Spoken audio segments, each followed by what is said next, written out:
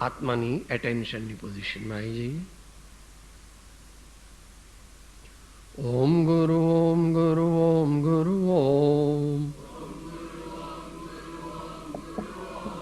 ઓમ ગુરુ ઓમ ગુરુ ઓમ ગુરુ ઓમ. ઓમ ગુરુ ઓમ ગુરુ ઓમ ગુરુ ઓમ. ઓમ શાંતિ ઓમ શાંતિ ઓમ શાંતિ ઓમ. ઓમ શાંતિ ઓમ શાંતિ ઓમ શાંતિ ઓમ. ઓમ ગુરુ ઓમ ગુરુ ઓમ ગુરુ ઓમ. ઓમ ગુરુ ઓમ ગુરુ ઓમ ગુરુ ઓમ. ઓમ શાંતિ ઓમ શાંતિ ઓમ શાંતિ ઓમ. ઓમ શાંતિ ઓમ શાંતિ ઓમ શાંતિ ઓમ. ઓમ શાંતિ ઓમ શાંતિ ઓમ શાંતિ ઓમ.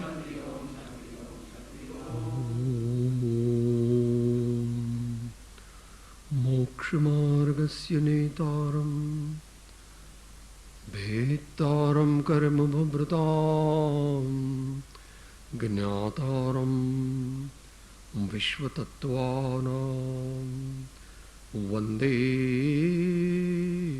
તદ ગુણલબ્ધયે. અજ્ઞાનતિમિરાંધાનાં જ્ઞાનાંજનશલાકયા ચક્ષુરુન્મીલિतं येन તસ્મૈ શ્રી ગુરવે નમઃ. શ્રી પરમગુરવે નમઃ. પરમપ્રાચાર્ય ગુરવે નમો નમઃ.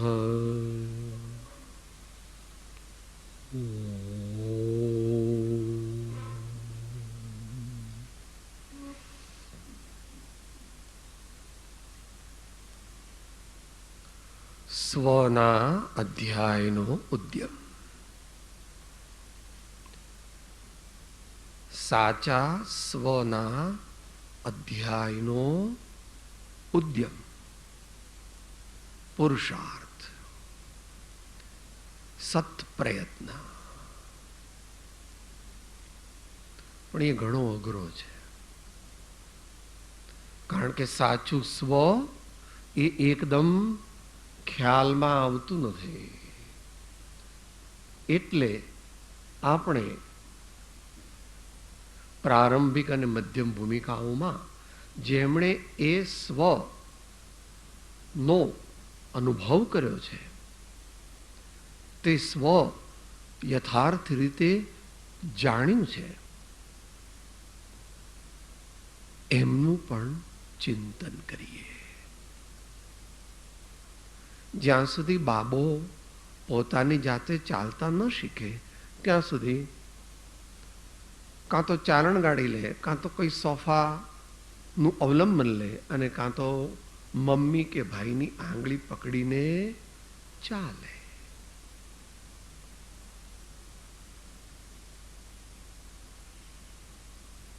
એટલે અત્યારે આપણે શ્રી જ્ઞાની પુરુષોના વચનનું અવલંબન લઈ અને સ્વતત્વની કંઈક ઝાંખી થાય, કંઈક લક્ષ્ય થાય, એવો ઉદ્યમ કરીશું. એ દરેક જુદો જુદો કરી શકે. પોતાના સંસ્કાર, પોતાનો અભ્યાસ, પોતાની અંતરંગ દશા અને પોતાની વર્તમાન જાગૃતિ. માધ્યમ છે શ્રીમદ રાજચંદ્ર વચનામૃત, પત્રાંક 813. યોગાનુયોગે જે વિષય આવ્યો પહેલા સ્વાધ્યાયમાં, એનું ઓવરલેપિંગ છે, પણ કંઈ વાંધો નહીં. આપણે એને સંક્ષિપ્ત કરીશું, પરંતુ અધ્યાત્મ સાધનામાં પુનરુક્તિ તે મહાન સદગુણ છે. અધ્યાત્મ સાધનામાં પુનરુક્તિ એ મહાન સદગુણ છે.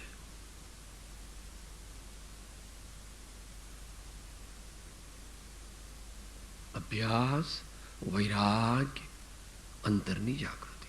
અભ્યાસ, વૈરાગ્ય, અંતરની જાગૃતિ. અભ્યાસ, વૈરાગ્ય, અંતરની જાગૃતિ.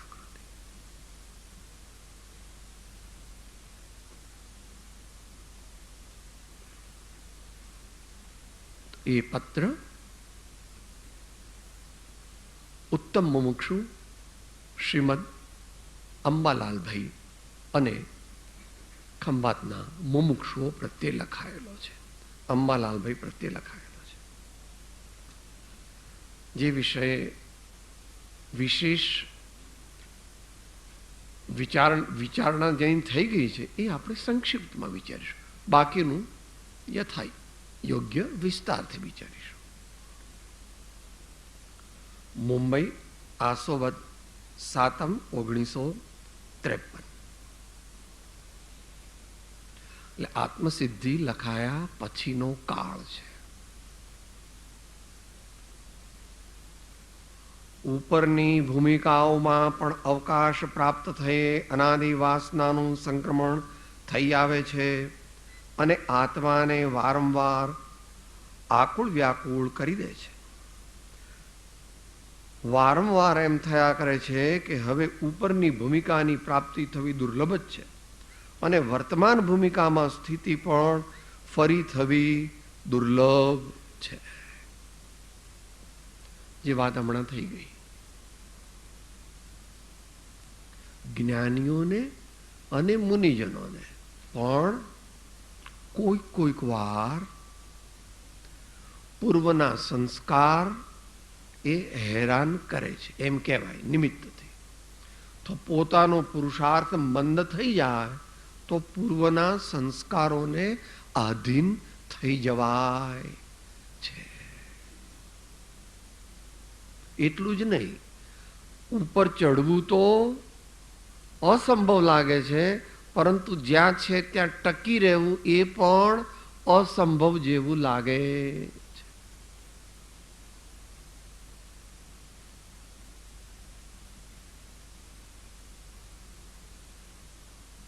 એવી કર્મના ઉદયની વિચિત્રતા જ્ઞાની ભગવંતોએ જોઈ છે અને આપણે પણ શાસ્ત્રોમાં વાંચી છે અને કદાચ આપણામાંથી મોટા ભાગે કોઈક વાર એનો અનુભવ પણ કર્યો છે.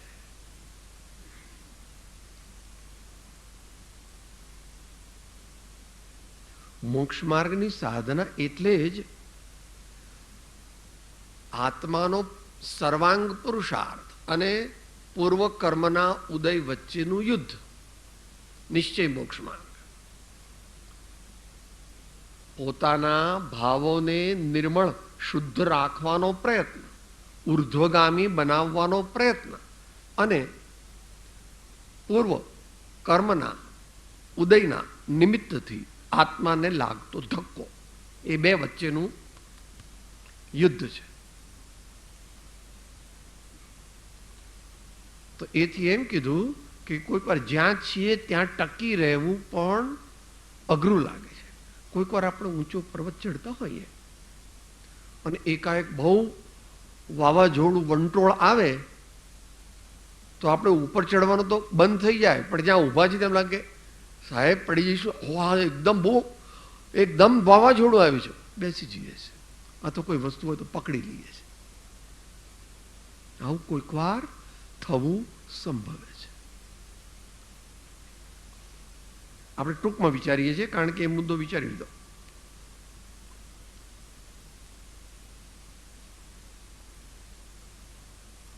એવા અસંખ્ય અંતરાય પરિણામ ઉપરની ભૂમિકામાં પણ બને છે, તો પછી શુભેચ્છાદી ભૂમિકાએ તેમ બને એ કંઈ આશ્ચર્યકારક નથી. આ તો યોગાનું યોગ જ બધું એક વિષય, વાંધો નહીં. આપણા મનમાં આવું બેસે છે. જ્ઞાની ભગવંતોની વાણી, આપણા એનો ભાવ આપણા અંતરમાં સ્વીકૃત થાય છે, જો સ્વીકૃત થાય છે તો પરમ કલ્યાણ છે, અને જો સ્વીકૃત નથી થતો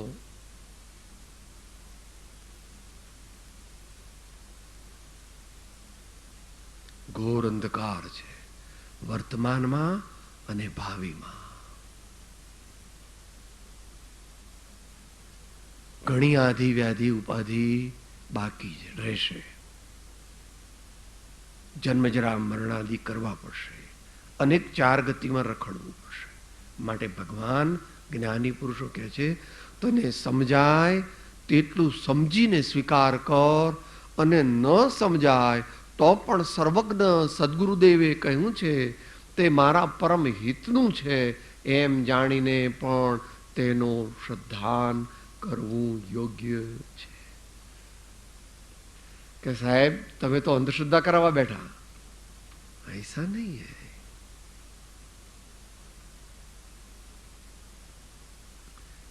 ભગવાન અને સદગુરુ અંધશ્રદ્ધા કરાવતા નથી, વ્યક્તિગત શ્રદ્ધા કરાવતા નથી, દ્રષ્ટિગત શ્રદ્ધા કરાવતા નથી, કોઈ નય પક્ષની શ્રદ્ધા કરાવતા નથી.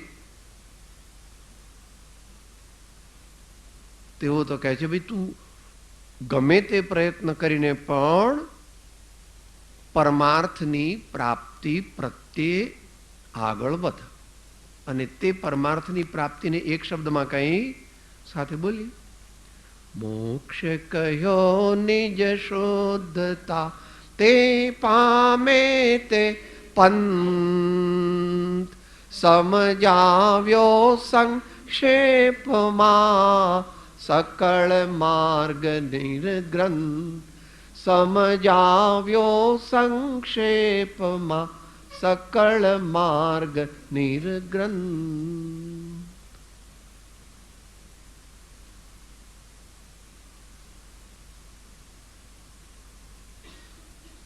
જેટલી સમજણ પડે તેટલાની શ્રદ્ધા કરવી, ન સમજણ પડે તો વિશેષ જ્ઞાનીને પૂછવું, સદગુરુની સમીપ જઈને પૂછવું. એવો પણ અટકી જાય તો શ્રદ્ધાથી માનવું. સૂક્ષ્મમ જીનોદિતમ તત્વમ હેતુભિર્નૈવ હન્યતે તદેવ શ્રદ્ધયા ગ્રાહ્યમ નાન્યથા વાદિનો ચિના. એવું આગમ વચન છે.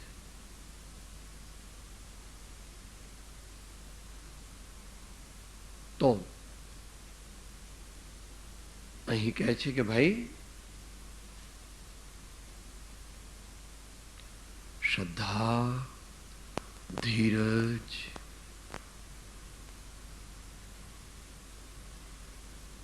ખંત એક જ ધ્યેય,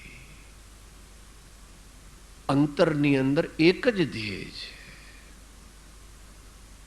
એવી જ્યારે દશા આવે ત્યારે પ્રગતિ જલ્દી થાય છે. એ લાવવી જ પડશે. એવી દશા લાવ્યા વિના કલ્યાણ નજીકના ભવિષ્યમાં નથી.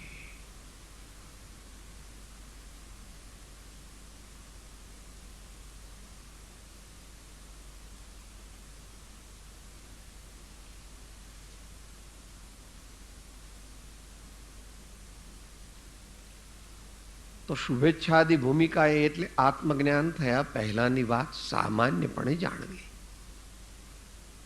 તેમ બને એ કંઈ આશ્ચર્યકારક નથી.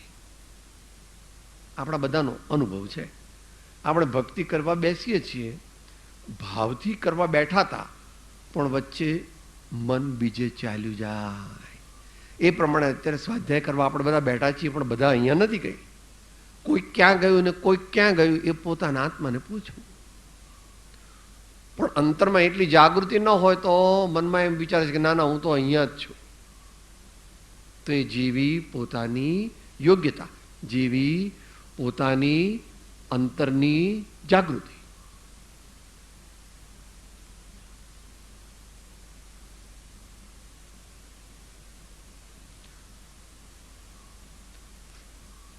શુભેચ્છાદી ભૂમિકા એ તેમ બને એ કંઈ આશ્ચર્યકારક નથી. તેવા અંતરાયથી ખેદ નહીં પામતા આત્માર્થી જીવ પુરુષાર્થ આત્માથી જીવે, પુરુષાર્થ દ્રષ્ટિ કરવી અને શૂરવીરપણું રાખવું, હિતકારી દ્રવ્ય ક્ષેત્ર આદિ યોગનું અનુસંધાન કરવું, સતશાસ્ત્રનો વિશેષ પરિચય રાખી વારંવાર હઠ કરીને પણ મનને સદવિચારમાં પ્રવેશિત કરવું અને મનના દુરાત્મ્યપણાથી આકુળ વ્યાકુળતા નહીં પામતા ધૈર્યથી સદવિચાર પંથે જવાનો ઉદ્યમ કરતા જય થઈ ઉપરની ભૂમિકાની પ્રાપ્તિ થાય છે અને અવિક્ષેપપણું પ્રાપ્ત થાય છે. પૂર્ણવિરામ. યોગ દૃષ્ટિ સમુચ્ચય વારંવાર અનુપ્રેક્ષા કરવા યોગ્ય છે.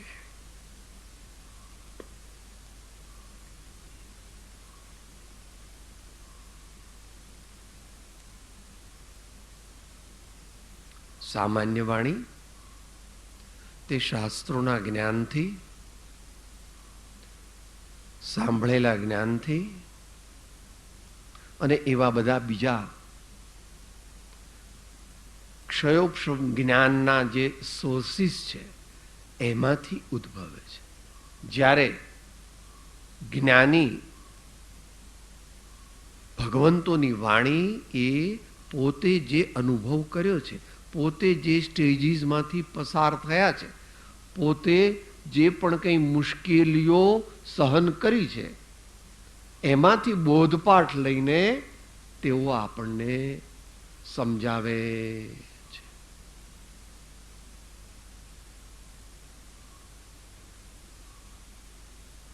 તો જ્યારે હતાશા આવે, નિરાશા આવે, હવે તો મરી ગયા, હવે તો કંઈ એટલા ભાવ બગડી ગયા કે હવે શું થશે એ ખબર પડતી, એમ જ્યારે થાય ત્યારે શું કરવું એ કહે છે.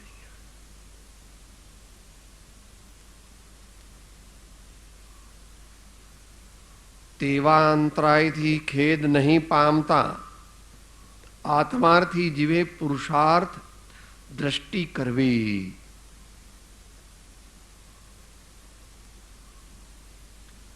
બધું ઘણું બધું ચાલે છે દેશકાળમાં ક્રમબદ્ધ પર્યાય વિશે,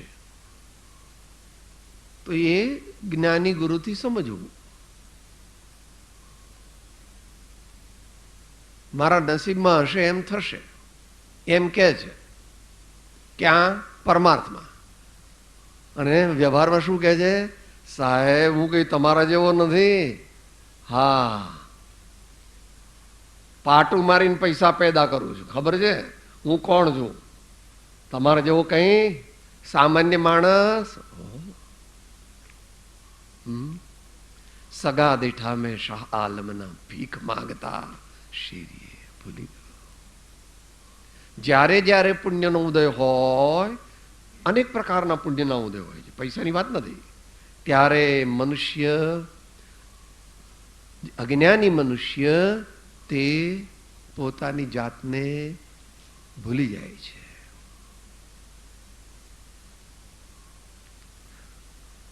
પુણ્યના ઉદયને આત્મા માને છે.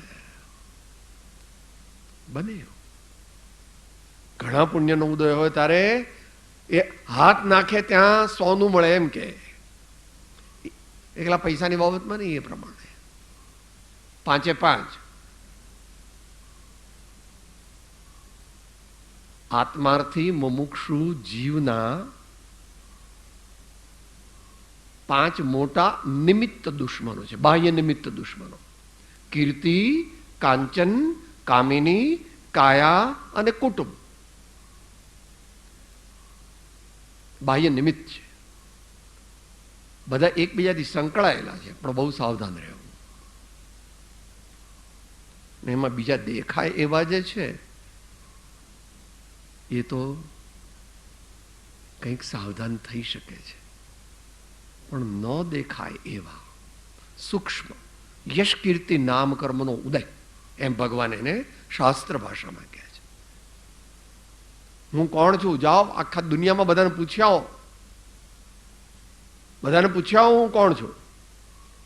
દુનિયાવાળા અજ્ઞાની છે, એ જે કહે તે ખોટું છે, ભગવાનને સત્પુરુષ કહે છે તે સાચું છે.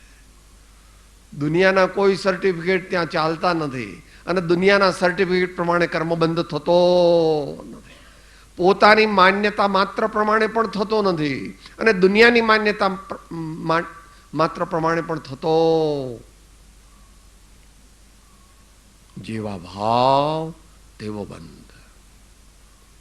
મુખ્ય જેવા ભાવ તેવો બંધ. પેલો યોગનો બંધ જે થાય છે અલ્પ, એ અત્યારે ગૌણ કરીએ છીએ. યોગથી પણ બંધ થાય છે ને, એને અત્યારે ગૌણ કરીએ છીએ.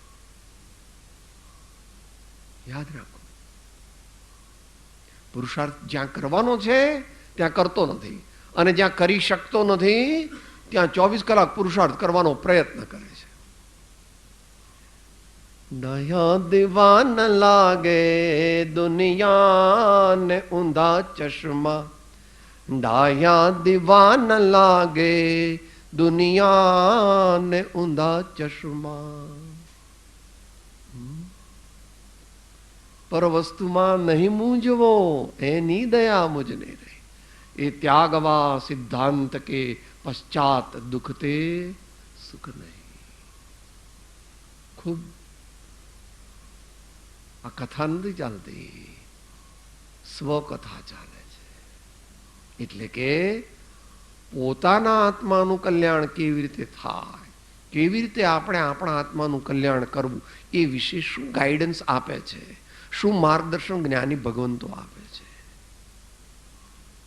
માટે જો ઈચ્છો પરમાર તો કરો સત્ય પુરુષાર્થ. ભવસ્થિતિ આદિ નામ લઈ છેદો નહીં આત્મા.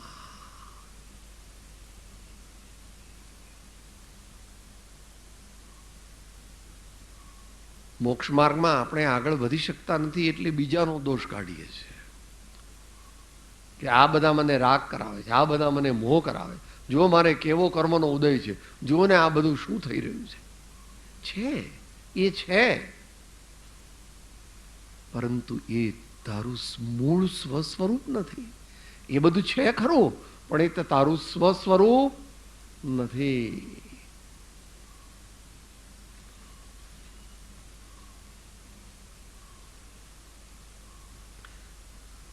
પુરુષાર્થ દ્રષ્ટિ કરવી અને શૂરવીરપણું રાખવું. આ ઉપરથી આપણે નક્કી કરવું કે હું કોણ છું. આપણે આવું કરીએ છીએ, આપણે આવું રાખીએ છીએ તો આપણે આત્માર્થી જીવ છીએ, અને જો આપણે આવું નથી રાખતા તો આપણે આત્માર્થી જીવ. તાળો મળે તો દાખલો સાચો, અને તાળો ન મળે તો દાખલો ખોટો. એક્ઝામિનર કદાચ ભૂલથી તારો ખોટો દાખલો સાચો આપી દે તો પણ દાખલો તો ખોટો જ છે.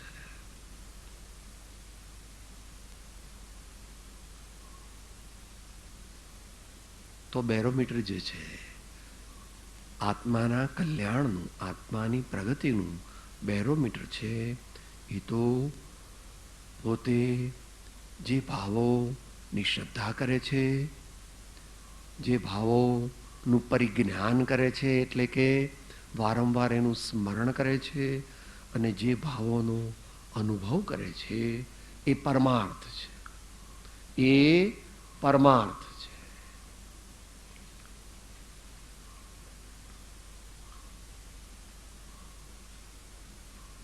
શૂરવીરપણું રાખવું, હિતકારી દ્રવ્ય ક્ષેત્ર આદિ યોગનું અનુસંધાન કરવું.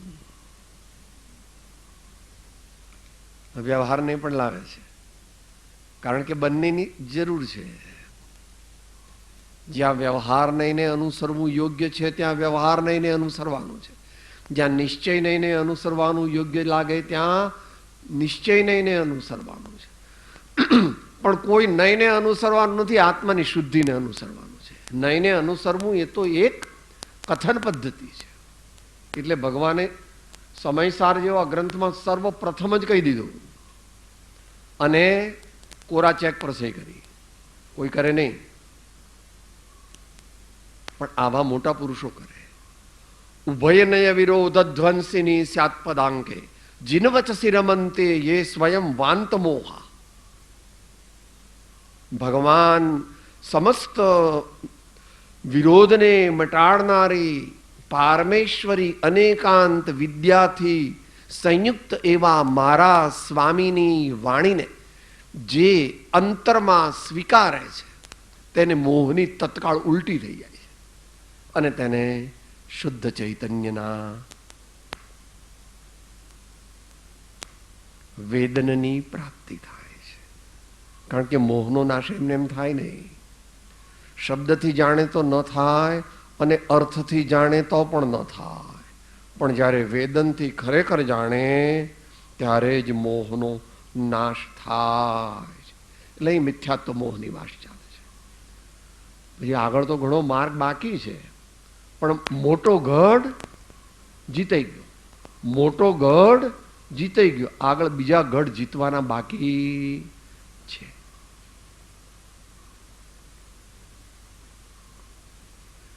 હિતકારી દ્રવ્ય ક્ષેત્ર આદિ યોગનું અનુસંધાન કરવું.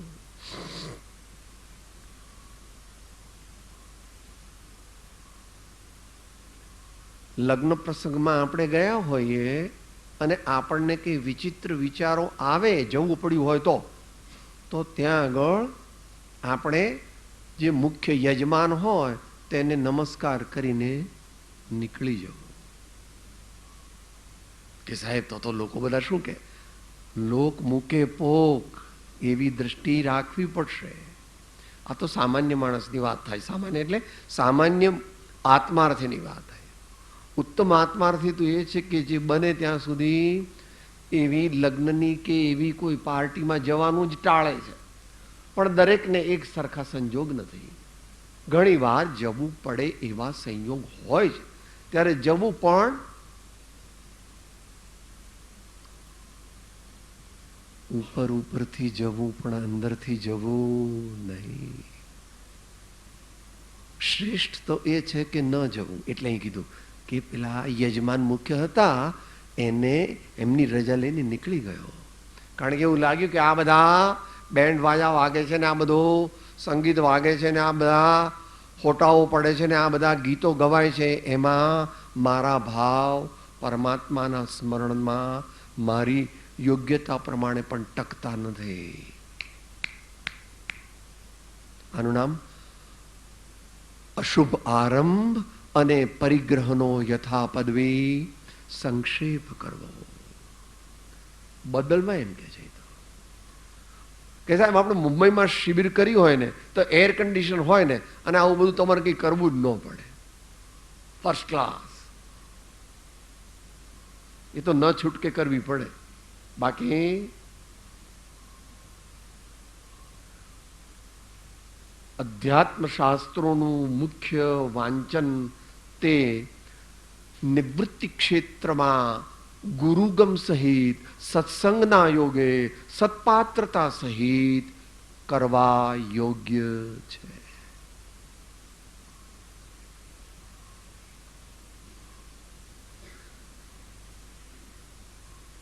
યોગ્ય દ્રવ્ય, યોગ્ય ક્ષેત્ર, યોગ્ય કાળ, યોગ્ય ભાવ, એનાથી કાર્યની સિદ્ધિ મહાપુરુષોએ કહી છે.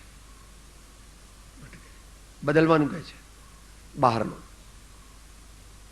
હિતકારી દ્રવ્ય ક્ષેત્ર આદિ યોગનું અનુસંધાન કરવું. સતશાસ્ત્રનો વિશેષ પરિચય રાખી શકાય, રાખી વારંવાર હઠ કરીને પણ મનને સદવિચારમાં પ્રવેશિત કરવું. હવે એ વાત અનુભવની છે.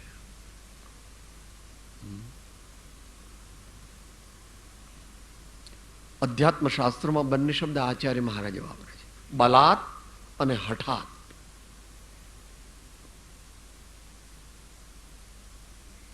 પરદ્રવ્યોના અપરિચયમાં બળવાન બનવું. કયા? અહિતકારી.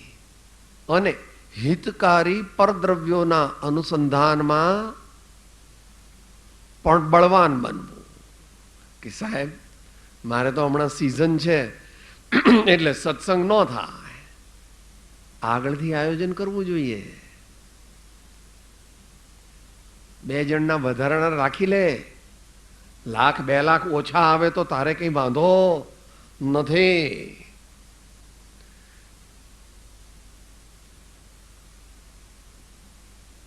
એકલા પર્યુષણમાં ધર્મ કરે તો ધર્મ ન થાય. એકલા પર્યુષણમાં ધર્મ કરે એ તો મેરી બી ચૂપ ઓર તેરી બી ચૂપ જેવું છે. લોકોમાં સારું લાગે, લોકોમાં આપણે ધાર્મિક કહેવાઈએ, આપણા દીકરા દીકરી સારી જગ્યાએ વરે, વળી કઈ આ એની બા ને બધા કિચકિચ કરે છે કે હવે તમે આવો આ ઉપાશ્રયમાં આવો, સ્વાધ્યાય હોલમાં આવો, મંદિરમાં આવો. ઠીક, હવે ચલો ને હવે જઈએ. ऐसा नहीं है.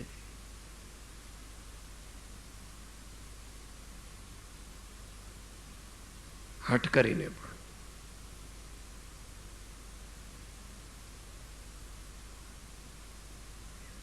માટે ભગવાને 5 આચારની સિદ્ધિથી મોક્ષ કહ્યો છે. દર્શનાચાર, જ્ઞાનાચાર, ચારિત્રાચાર, તપાચાર ને વીર્યાચાર.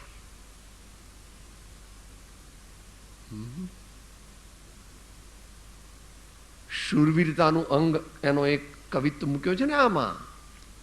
મારે કામ ક્રોધ સબ લોભ મોહ પીસીનારે ઇન્દ્રિય કતલ કરી કિયો રજપૂત. માર્યો મહામત્ત મન, માર્યો અહંકાર મીર, માર્યો મદ મત્સર હુઆ સુવર્ણ ઋતો.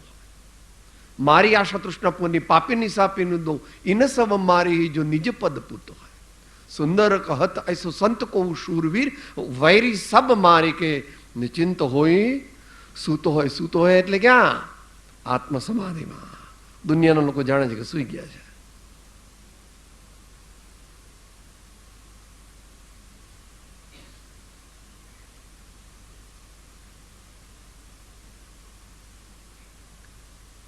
માટે જો આપણે ખેંચાઈને પુરુષાર્થ નહીં કરીએ કે સાહેબ થાય એટલું કરું છું, થાય એટલું થાય જ નહીં. ખેંચાઈને કરવું જોઈએ, આઉટ ઓફ વે જઈને કરવું જોઈએ. તમારા ઘરમાં પેલો બાબો જે છે એ 12માં છે તો એને 11 વાગે ઊંઘ આવે તો સૂઈ જાય છે? ના સાહેબ, એ તો પાછો પાણી છાંટીને અગાસીમાં આંટા મારીને વળી પાછો 2 કલાક વાંચે છે. અને તમે એને 4 વાગે ઉઠાડો અને પછી જોવા જાઓ અને 4:30 સૂઈ ગયો હોય તો શું કરો છો? એ ઉઠ, તું કહેતો હતો ને વાંચવું છે, સૂઈ ગયો પાછો, ચાલ. થાય એટલો પુરુષાર્થ નહીં કરવાનો. At any cost and by all means. At any cost and by all means. મારા સ્વામી તો જુદું કહે છે.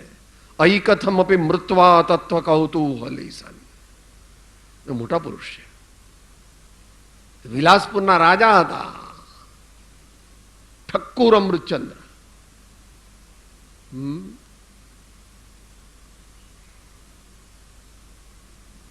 અત્યારે તો યોગ્યતા ઓછી છે લોકોની એટલે સમસ્ત સમાજની.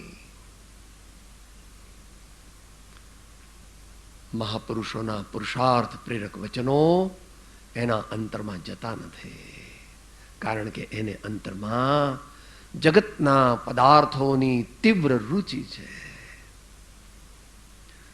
પ્રીતિ અનંતી પરથ કી જે તોડે હો તે જોડે હો, પરમ પુરુષથી રાગતા એકત્વતા દાખી હો ગુણ ગેહ.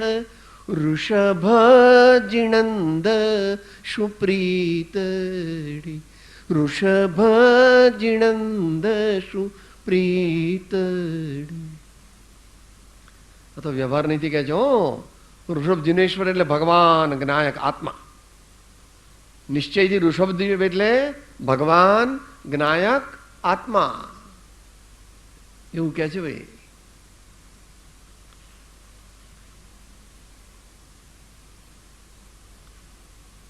તો પહેલા શું કીધું કે સત્શાસ્ત્રનો વિશેષ પરિચય થાય. શાસ્ત્રને બદલે સત્શાસ્ત્ર મૂક્યો અને પરિચયને બદલે વિશેષ મૂક્યો.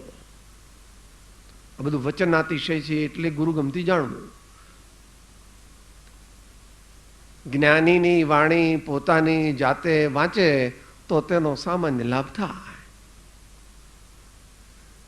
જીન પ્રવચન દુર્ગમ્યતા થાકે અતિમતિમાન, અવલંબન શ્રી સદગુરુ સુગમ અને સુખખાણ. વિચારો.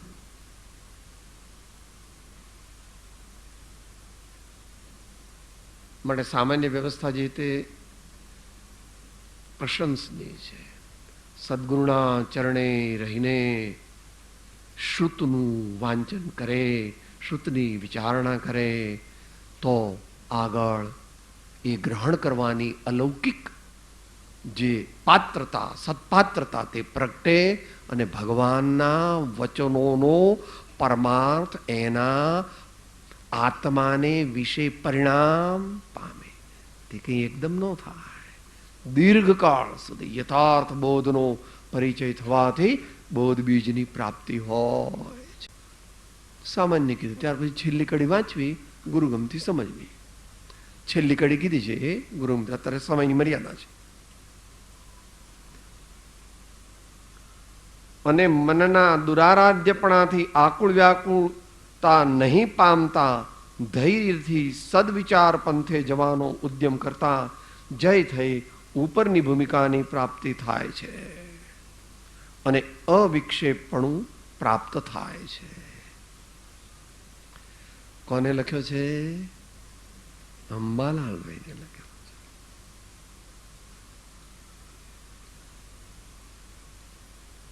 કૃપાળુદેવની રસોઈ બનાવે છે કાવીઠામાં, ઝવેરચંદ શેઠને ત્યાં દૂર માળ ઉપર રહીને. અને છતાં પણ નીચે જે બધો બોધ આપ્યો હોય એ બધો પોતે બરાબર યાદ રાખી લે છે, વળી પાછા એને લખી નાખે છે અને પાછા બતાવે છે, કરે છે. રસોઈ પણ ધ્યાન છે બોધમાં. બસ આપણા જીવનમાં આ કરવાનું છે, આનો પ્રયોગ કરવાનો છે. એકદમ ન થાય. અંતરમાં નિશ્ચય છે, કરવું જ છે, આ કરવું જ છે. દુનિયાના કામમાં તો એકો છે અને મોક્ષના માર્ગમાં દૂરી છે. ત્યાં તો એકો નથી, જોકર છે. અને દુનિયાના કામમાં દૂરી છે. બંને અર્થે દૂરી હો. સંખ્યાની અપેક્ષાએ પણ દૂરી અને ક્ષેત્રની અપેક્ષાએ પણ દૂરી.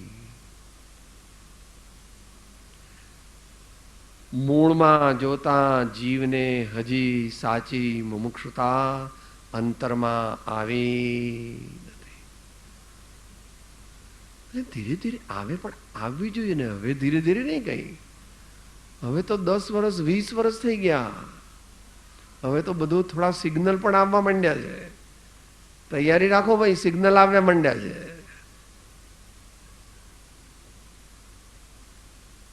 અપેક્ષા એ છે ભાઈ, સિગ્નલ આવે છે એવું નિયમ નથી હો. અત્યારે તો 30-35 વાળાના હાર્ટ એટેક આવે ને હજુ તો બૂટની દોરી બાંધે ત્યાં તો ડાક્ટર મોટા આવે પણ આવીને પાછા જાય. કઈ છે ખોટું ખોટું આમ કરે ખરા, કારણ કે 5,000 રૂપિયા લેવાના છે. પણ પોતાને ખબર હોય કે કંઈ છે નહીં અંદર, પણ હવે આ લોકોને બતાવવું તો પડે ને કે તમે આવ્યા ને 1,000 રૂપિયા એમને લઈ ગયા. એટલે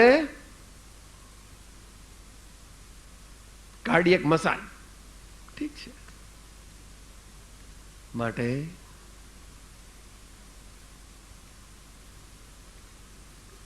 જ્ઞાની ભગવંતની વાણી પુરુષાર્થ પ્રેરક છે.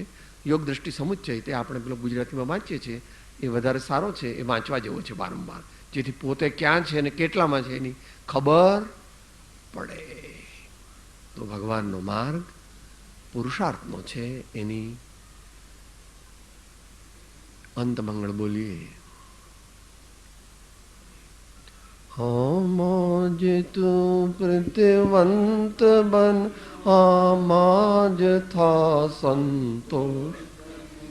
અનાથ બન તો તૃપ્ત તુજને સુખ અહો ઉત્તમ થશે.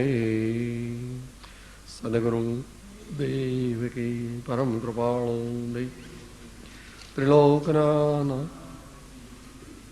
સબ સંતન કી આનંદ. હું આત્મા છું, આપનો સેવક છું, સૌનો મિત્ર છું. હું આત્મા છું, આપનો સેવક છું, સૌનો મિત્ર છું. હું આત્મા છું, આપનો સેવક છું, સૌનો મિત્ર છું.